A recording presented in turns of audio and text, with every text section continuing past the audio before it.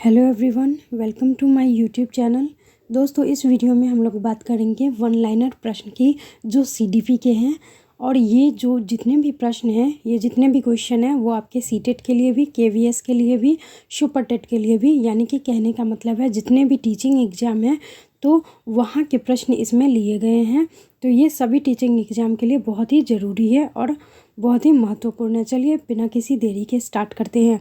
पहला क्वेश्चन जो है हम लोगों का, कहाँ पर बालक का समाजीकरण के नियम स्वयं सीखता है? कहाँ पर बालक समाजीकरण के नियम स्वयं सीखता है? तो क्या कहाँ पे सीखता है? खेल के मैदान में सीखता है। कहाँ पे सीखता है बच्चा? खेल के मैदान में ही वो प्रथम बार समाजीकरण, वैसे हालांकि प्रथम बार समाजीकरण तो उसका परिवार में जब जन्म लेता है उसी समय हो जाता है, लेकिन वो जब समाज के साथ घुलना मिलना स्टार्ट करता है तो वो खेल के मैदान में। देखिए इसमें क्या होता है, आपस में सहयोग की भावना उत्पन्न होती है, अपने क्रोध पर संयम करता है और त्याग की भावना भी कहीं ना कहीं उत्पन्न होती है।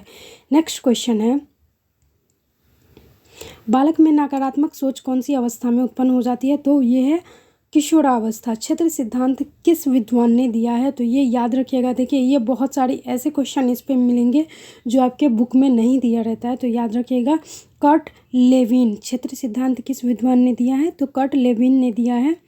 अगला क्वेश्चन है हम लोगों का, कर्ट लेविन कहाँ के मनोवैज्ञानिक थे? तो ये जर्मनी के थे, याद रखिएगा। और इन्होंने क्षेत्र का सिद्धांत दिया है। गेस्टाल्टवादी क्या है? तो ये देखिए जर्मनी विद्वानों का एक समूह है जिसमें कोहलर आते हैं, कोफका आते हैं, वर्दीमर आते हैं। ये गेस्टाल्टवादी कहाँ के थे? जर्मन के थे, इसीलिए इनको समूह में गेस्टाल्टवादी कहा गया है। कर्ट लेविन किस संप्रदाय के समर्थक थे? तो ये संज्ञानवादी के समर्थक थे, याद रखिएगा। कर्ट लेविन किस संप्रदाय के समर्थक थे? संज्ञानवादी के। क्षेत्र सिद्धांत को किस किस नाम से जाना जाता है? तो इसको जो कर्ट लेविन ने दिया है तो उसको संज्ञानात्मक क्षेत्र का सिद्धांत, स्थान मनोविज्ञान का सिद्धांत और बाल मनोविज्ञान के सिद्धांत के नाम से भी जाना जाता है। कर्ट लेविन के क्षेत्र सिद्धांत में क्षेत्र का क्या अर्थ है? देखिए क्षेत्र का क्या अर्थ है कि जीवन के विभिन्न क्षेत्रों से कर्ट लेविन के क्षेत्र में जो सिद्धांत में क्षेत्र का अर्थ बताया गया है उसमें क्या है? शिक्षा का अर्थ और स्वास्थ्य का क्षेत्र। यहाँ पे थोड़ा सा मिस टाइप हो जाता है कहीं कहीं, तो उसको ज़्यादा ध्यान नहीं दीजिएगा, उन बातों को समझ लीजिएगा। स्वास्थ्य का क्षेत्र और शिक्षा का क्षेत्र, यहाँ पे इनके कर्ट लेविन क्षेत्र के सिद्धांत में महत्वपूर्ण क्षेत्र बताया गया है।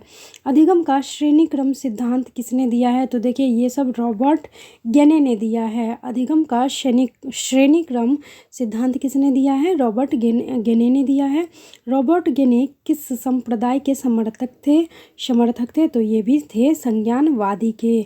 ध्यान रखिएगा, क्वेश्चन इसी हिसाब से पूछे जाते हैं और कभी कभी आपका जो सिलेबस होता है उस सिलेबस के बाहर भी क्वेश्चन पूछे जाते हैं, तो उसी के आधार पे मैंने इसमें बहुत सारे क्वेश्चन को इंक्लूड किया है जहाँ से बाहर से प्रश्न बनते हैं। तो सीटेट का तो आज से एग्ज़ाम स्टार्ट हो गया है, लेकिन सीटेट का जो एग्ज़ाम स्टार्ट हुआ है आज से 28 तारीख से 28 दिसंबर से, तो उसमें क्या है, उन्हीं बच्चों का एग्ज़ाम स्टार्ट हुआ है जो जिनका लैंग्वेज 2 इंग्लिश है। संस्कृत वाले जो रखे हैं लैंग्वेज 2 के रूप में, उनका अभी एग्ज़ाम स्टार्ट नहीं हुआ है। देखिए 1 जनवरी के बाद क्या होता है, आप लोगों का भी एडमिट कार्ड शायद आ सकता है। तो तैयारी बेहतरीन ढंग से करते रहिए, स्किप नहीं करना है, बिल्कुल नहीं करना है, और हो सके तो वीडियो भी पूरी देख लीजिए, क्योंकि कहाँ से प्रश्न आ जाएगा कोई नहीं कह सकता। लेकिन हाँ, ज़रूरी है कि आप अपना सिलेबस के अनुसार पढ़ के जाइए। और कभी कभी हो जाता है कि सिलेबस के बाहर भी 4-5 क्वेश्चन आ जाते हैं, तो उसमें घबराने की कोई बात नहीं है, इसमें इस वीडियो से आपका कवर हो जाएगा। मानसिक आयु के माध्यम से बुद्धि को परिभाषित किसने किया है? देखिए मानसिक आयु के माध्यम से बुद्धि को जो परिभाषित किए हैं वो अल्फ्रेड बीने हैं।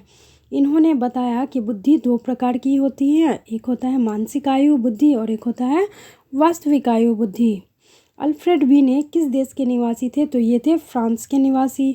अल्फ्रेड बीने किस विषय के प्रोफेसर थे? तो ये थे मनोविज्ञान के। बुद्धि का एक कारक सिद्धांत किसने दिया है? तो यही इन्होंने ही दिया है, अल्फ्रेड बीने ने दिया है, और इनके सहयोगियों का मत है, लेकिन ये अल्फ्रेड बीने का है बुद्धि का एक कारक सिद्धांत माना जाता है। फिर है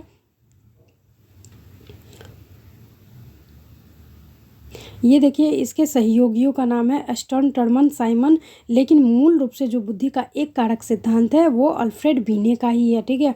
और ये इनके सहयोगियों का नाम है। बुद्धि के दो कारक सिद्धांत किसने दिया है, तो स्पीयरमैन ने दिया है, थोड़ा सा ध्यान रखिएगा। बुद्धि के दो कारक सिद्धांत किसने दिए हैं, बुद्धि के दो कारक सिद्धांत कौन से हैं, बुद्धि के दो कारक सिद्धांत कौन से हैं, तो वो हैं जी कारक और एस कारक, यानी कि जनरल फैक्टर और स्पेशल फैक्टर जिसको कहा जाता है। और इसी सिद्धांत को कौन दिए हैं, स्पीयरमैन ने दिया है। बुद्धि का समूह कारक सिद्धांत किसने दिया है, याद रखिएगा थर्स्टन ने दिया है। इनके अनुसार इन्होंने बुद्धि को सिर्फ 7 कारक के अंतर्गत ही माना है। बुद्धि का बहु कारक सिद्धांत थॉर्नडाइक ने दिया है। देखिए यहाँ पे घबरा नहीं जाना है, बुद्धि का बहु कारक सिद्धांत थॉर्नडाइक ने दिया है, लेकिन बुद्धि का समूह कारक सिद्धांत किसने दिया है, थर्स्टन ने दिया है, ठीक है। फिर है बुद्धि का बहुबुद्धि सिद्धांत किसने दिया है, तो गार्डनर ने दिया है। अगला क्वेश्चन है, थोड़ा सा वर्ड का थोड़ा सा डिफरेंट है तो उसको समझना है। देखिए बुद्धि का बहुबुद्धि सिद्धांत बोला है, यहाँ पे बुद्धि का बहु कारक सिद्धांत बोला है, ठीक है। तो थोड़ी सी डिफरेंसेज हैं, बाद बाकी सभी चीज़ें वही हैं। बुद्धि का तरल एवं ठोस सिद्धांत किसने दिया है, तो आरबी कैटल ने दिया है। रॉबर्ट गेने कहाँ के वैज्ञानिक थे, ये अमेरिका के मनोवैज्ञानिक थे, रॉबर्ट गेने। और इन्होंने देखिए रॉबर्ट गेने ने बालक के विकास को ध्यान में रखते हुए अधिगम की प्रक्रिया को कितने भागों में बांटा है, तो इन्होंने 8 भागों में बांटा है गेने ने। पहला है संकेत अधिगम, उद्दीपक अधिगम अभिक्रिया जिसको SR अधिगम भी कहते हैं, श्रृंखला अधिगम, शाब्दिक अधिगम, बहुविवेदन अधिगम, प्रत्यय अधिगम, सिद्धांत अधिगम, समस्या समाधान अधिगम। फिर रॉबर्ट गेने के अनुसार अधिगम का सबसे निम्न स्तर कौन सा है, तो ये है संकेत अधिगम। अभी हम लोगों ने पढ़ा था कि सबसे जो निम्न स्थान है कौन सा है, संकेत अधिगम है, इनका ही है, यानी कि ये है ना, यहाँ पे देखिए रॉबर्ट गेने के श्रेणी क्रम के सिद्धांत के अनुसार अधिगम का सबसे उच्चतम स्तर कौन सा है, तो ये है समस्या समाधान अधिगम, समस्या समाधान अधिगम। देखिए सबसे उच्च स्तर है ना यहाँ पे, देखिए यानी कि सबसे इसका लास्ट जो है वही, अगर पिरामिड बनाते हैं ना इनका, तो ये 8 नंबर पे यहाँ पे जाएगा, ये है। और सबसे पहला में आएगा कौन सा आएगा, संकेत अधिगम, ठीक है। अगला क्वेश्चन है, रॉबर्ट गेने के अनुसार बालक का अधिगम कब पूरा हो जाता है, तो 12 वर्ष के उपरांत पूरा हो जाता है, जब वो अपनी समस्याओं को समाधान करने लगता है। शास्त्रीय अनुबंधन का सिद्धांत किसने दिया है, तो पैवलव ने दिया है। शास्त्रीय अनुबंधन का सिद्धांत किसने दिया है, पैवलव ने दिया है। मैंने टेक्स्ट पोल में पूछा था कि उद्दीपक अनुक्रिया का सिद्धांत किसने दिया है, तो बहुत सारे बच्चों ने पैवलव को टिक किए हैं, तो वो बिल्कुल गलत है। थॉर्नडाइक ने दिया था उद्दीपक अनुक्रिया का सिद्धांत, जिस सिद्धांत को प्रयास एवं भूल का सिद्धांत भी कहा जाता है।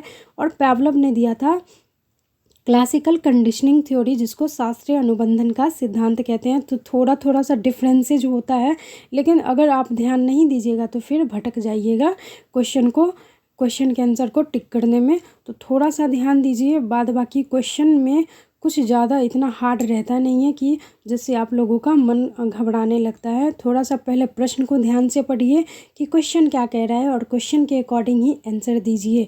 पैवलव किस संप्रदाय के समर्थक थे, तो ये थे व्यवहारवादी। डमरू पर बंदर का नाचना किस सिद्धांत पर कार्य करता है, तो ये शास्त्रीय अनुबंधन के सिद्धांत पर काम करता है।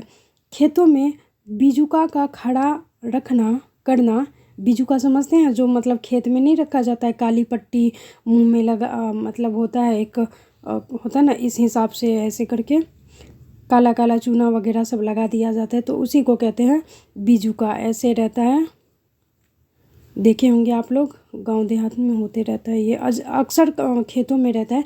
तो वही है कि खेतों में बीजुका का खड़ा करना, उसे देखकर पक्षियों का भागना किस सिद्धांत पर कार्य करता है, तो ये भी शास्त्रीय अनुबंधन के सिद्धांत पर ही काम करता है। सुल्तान नामक चिंपैंजी पर प्रयोग किसने किया है, तो इस पर मैंने डिप्ले वीडियो बनाया है, किसने किया है, कोहलर ने। फिर गर्भवती महिला में कितने वजन की वृद्धि हो जाती है, तो 10 से 12 किलोग्राम की वृद्धि हो जाती है। मनुष्य की प्रजाति का नाम है होमो सैपियंस, इनकी मनुष्य का मनोवैज्ञानिक नाम क्या है? होमो सैपियंस, और यही है मनुष्य की प्रजाति का नाम भी। पिंड अवस्था का समय कितना होता है? ये भी कई बार प्रश्न में आया है। पिंडावस्था जो होता है तो वो 2 सप्ताह से 8 सप्ताह के लगभग होता है। डिम्ब अवस्था का समय कितना होता है? तो ये 14 दिन का होता है। जन्म के समय बालक का औसत वजन कितना हो जाता है? तो 2 किलो 700 ग्राम के लगभग हो जाता है। जन्म के समय बालक का वजन यही 7 पाउंड और 2.700 ग्राम के अंतर्गत आता है। शिक्षा मनोविज्ञान की उत्पत्ति कब हुई है? तो ये मैंने बताया है कि 19वीं ईस्वी में हुई है। पिछले वीडियो में भी आप देख लीजिएगा। 1 लाइनर वाले प्रश्न बहुत सारे 1-2 वीडियो शायद बने हुए हैं, तो उसको देख लीजिएगा। अब है अगला क्वेश्चन है, मनोविज्ञान को एक विषय के रूप में निश्चित आधार देने का श्रेय किनका है? तो ये विलियम जेम्स जी का है। मनोविज्ञान शब्द का प्रयोग करने वाला प्रथम व्यक्ति कौन है? रुडोल्फ कॉल्क है। इसका पूरा नाम है रुडोल्फ कॉल्क। प्राचीन काल में मनोविज्ञान का क्या अर्थ था? तो कल ही मैंने बताया था, प्राचीन काल में मनोविज्ञान का जो अर्थ था आत्मा का विज्ञान है, और अभी क्या है? व्यवहार का विज्ञान है। क्षेत्र सिद्धांत का जनक किसे कहा जाता है? तो कर्ट लेविन को कहा जाता है। कर्ट लेविन किस विचारधारा से प्रभावित हैं? गेस्टाल्टवादी, और ये संज्ञानवादी के अंतर्गत भी आते हैं। देखिए यहाँ पे दिया है, और ये प्रश्न दोबारा रिपीट हो गया है। कर्ट लेविन के क्षेत्र सिद्धांत में क्षेत्र का अर्थ क्या है? तो जीवन के विभिन्न क्षेत्र से है, जिसमें शिक्षा का क्षेत्र और स्वास्थ्य का क्षेत्र था। अधिगम का श्रेणी क्रम सिद्धांत किसने दिया है? तो रॉबर्ट गेने ने दिया है। याद रखिएगा, रॉबर्ट गेने किस विचारधारा के हैं? ये सब फिर से रिवीजन हो रहा है थोड़ा सा। रॉबर्ट गेने संज्ञानवादी, ये सब हो गया था। ये देखिए, चूहे पर किस मनोवैज्ञानिक ने प्रयोग किया है? तो स्किनर ने किया है। क्रिया प्रसूत अनुबंधन का सिद्धांत जिन्होंने दिया है? स्किनर ने। फिर बुद्धि का प्रतिदर्श नमूना सैंपल सिद्धांत किसने दिया है? तो ये दिया है थॉमसन ने। अगला क्वेश्चन है, बुद्धि को मापने के लिए मानसिक आयु संप्रत्यय किस विद्वान ने दिया है? तो ये याद रखिएगा, अल्फ्रेड बीने ने ही दिया है 1905 ईस्वी में। मानसिक आयु क्या है? तो किसी व्यक्ति द्वारा अपनी उम्र से ज़्यादा कार्य करना या कम कार्य करना ही मानसिक आयु कहलाती है। अल्फ्रेड बीने ने बुद्धि को कितने भागों में बांटा है? तो अल्फ्रेड बीने ने बुद्धि को 3 भागों में बांटा है। पहला मंद बुद्धि, कुशाग्र बुद्धि, औसत बुद्धि। स्टर्न ने बुद्धि लब्धि IQ को कब मापा और कौन सा सूत्र दिया? स्टर्न के बारे में यहाँ पे पूछा जा रहा है। तो देखिए, स्टर्न ने 1912 ईस्वी में बुद्धि लब्धि को मापा और एक नया सूत्र दिया था, जिसमें इन्होंने दिया था, बुद्धि लब्धि का सूत्र दिया था मानसिक आयु बट्टा वास्तविक आयु। देखिए क्वेश्चन थोड़ा सा ध्यान दीजिएगा, स्टर्न के अनुसार पूछा जा रहा है। तो स्टर्न ने सिर्फ दिया था बुद्धि लब्धि का मानसिक आयु बट्टा वास्तविक आयु। भाटिया परीक्षण संबंधित है किससे? तो ये भी बुद्धि को मापने से संबंधित है। वेस्लर परीक्षण का संबंध किससे है? तो ये है बुद्धि को मापने से। स्टर्न के सूत्र में संशोधन किसने किया है? तो टर्मन ने किया है। और कौन सा सूत्र इन्होंने लाया है? तो वही यहाँ पे देखिए थोड़ा सा, ये जो है स्टर्न महोदय ने 1912 ईस्वी में जो दिया था बुद्धि लब्धि को मापने का सूत्र, तो इन्होंने दिया था सिर्फ बुद्धि लब्धि को मापने का सूत्र मानसिक आयु बट्टा वास्तविक आयु। लेकिन टर्मेन ने इनके सूत्र में संशोधन करके क्या दिया? बुद्धि लब्धि का सूत्र जो दिया था मानसिक आयु बट्टा वास्तविक आयु गुने 100। ठीक है, और वो कहीं ना कहीं बहुत सही बैठता है ये, बाकी इसमें थोड़ा सा त्रुटि था। स्टर्न के सूत्र संशोधन किसने किया? तो यही है, टर्मेन दिए हैं। और बुद्धि लब्धि का सूत्र इन्होंने ही दिया है, मतलब पहली बार नहीं, संशोधित करके, तो वही हो जाता है मानसिक आयु बट्टा वास्तविक आयु गुने 100। बुद्धि को मापने के लिए पहली मनोवैज्ञानिक प्रयोगशाला कहाँ बनाई गई थी? ये बहुत बार रिपीट किया गया है क्वेश्चन। जर्मनी में 1879 ईस्वी में, 1879 में। ठीक है, बुद्धि विचलन की बुद्धि सिद्धांत किसने दिया है? तो वेस्लर महोदय ने दिया है 1960 ईस्वी में। प्रतिस्थापन का सिद्धांत किस वैज्ञानिक ने दिया है? तो ये गुथरी ने दिया है। स्व सिद्धांत किसने दिया है? कार्ल रोजर ने दिया है। आवश्यकता का पद सोपान सिद्धांत किसने दिया है, तो याद रखिएगा अब्राहिम मोस्ले ने। अधिगम का क्या अर्थ है, तो अधिगम का जो अर्थ होता है सीखना होता है। अधिगम से क्या तात्पर्य, मानव व्यवहार में होने वाला अस्थायी परिवर्तन।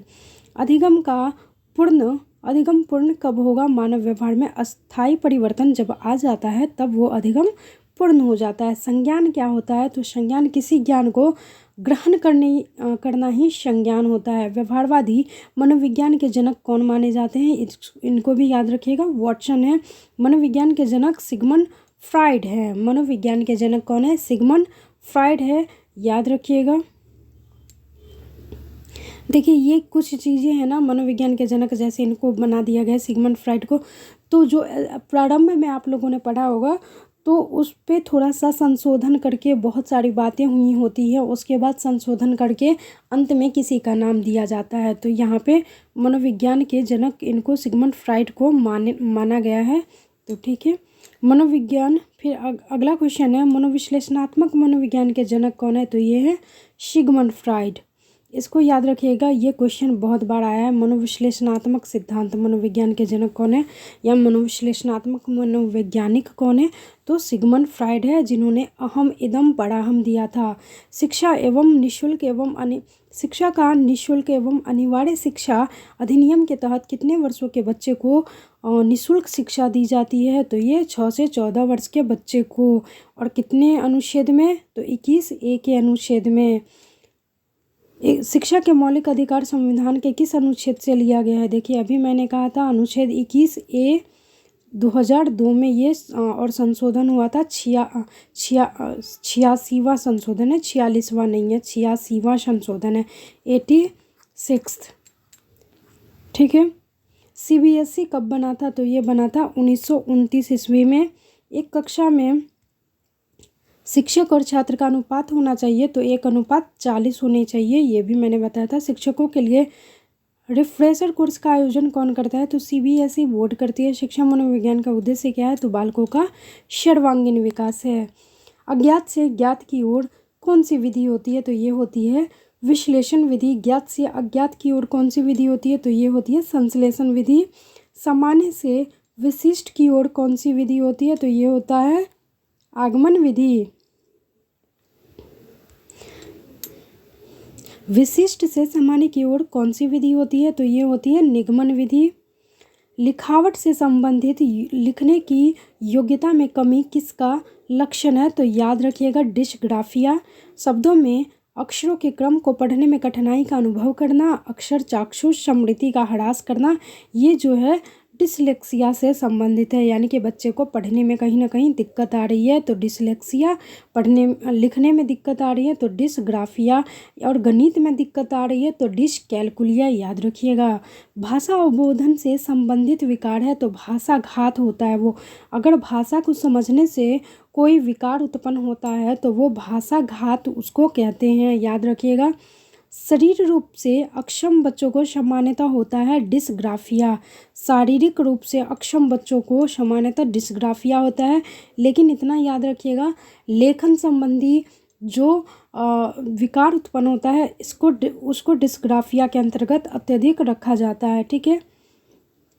डिसलेक्सिया मुख्य रूप से पढ़ने में समस्या उत्पन्न करने वाले बच्चों में देखा जाता है। फिर है डिस्थीमिया। डिस्थीमिया क्या होता है, तो गंभीर तनाव की अवस्था को डिस्थीमिया कहते हैं। गणित को समझने की अशक्तता को क्या कहते हैं, डिसकैलकुलिया। और डिसग्राफिया मुख्य रूप से क्या होता है, जो लिखने संबंधी विकार उत्पन्न होता है। ठीक है। अगला प्रश्न है, डिसलेक्सिया किससे संबंधित है, तो अभी हम लोगों ने जाना था पठन विकार से। निम्न में मौखिक रूप से सीखने की अशक्तता कौन सी होती है, तो अफेजिया होती है, याद रखिएगा। मौखिक रूप से जिनको सीखने में दिक्कत होती है उनको क्या होता है, अफेजिया होता है। मनोविज्ञान शब्द का प्रयोग करने वाला पहला व्यक्ति रुडोल्फ गायकोल था, 1590 ईस्वी में, याद रखिएगा। गायकल यहाँ पे रुडोल्फ कॉल्क ही नाम है इनका। ठीक है, देख लीजिएगा इनका नाम। 1590 ईस्वी में इन्होंने दिया था। सामाजिक अंतःक्रिया किसे कहते हैं, दो या दो से अधिक व्यक्तियों के मध्य होने वाले परस्पर संबंध क्रियाएं। अगला क्वेश्चन है, प्राचीन काल में मनोविज्ञान का क्या अर्थ है, यही रिपीट हो गया है। आत्मा का विज्ञान, मनोविज्ञान को आत्मा का विज्ञान किसने कहा है, तो अरस्तु ने। 17वीं शताब्दी में मनोविज्ञान को क्या कहा जाता था, यह किसने कहा है, मन या मस्तिष्क का विज्ञान, यह पेम्पोलॉजी ने कहा है, याद रखिएगा। कहीं कहीं पंपोलॉजी भी है इसका नाम, या पेस्टालॉजी अलग है। देखिए 18वीं शताब्दी में मनोविज्ञान को क्या कहा जाता था, तो चेतना का विज्ञान कहा जाता था, विलियम जेम्स या वुंट ने कहा था। 20वीं शताब्दी में मनोविज्ञान को क्या कहा जाता है, व्यवहार का विज्ञान, यह वाटसन का कहना है। फिर है शिक्षा मनोविज्ञान में पहली पुस्तक किसने लिखी, तो थॉर्नडाइक ने लिखी थी 1903 ईस्वी में। शिक्षा का अधिकार अधिनियम कब आया था, तो ये आया था 2009 में। आई होप आप सभी के लिए ये जो वीडियो बनी है बेनिफिट मिले, बेनिफिशियल हो। चलिए मिलते हैं अगले वीडियो में, तब तक के लिए धन्यवाद आप सभी को। मिलते हैं अगले वीडियो में, धन्यवाद, नमस्कार।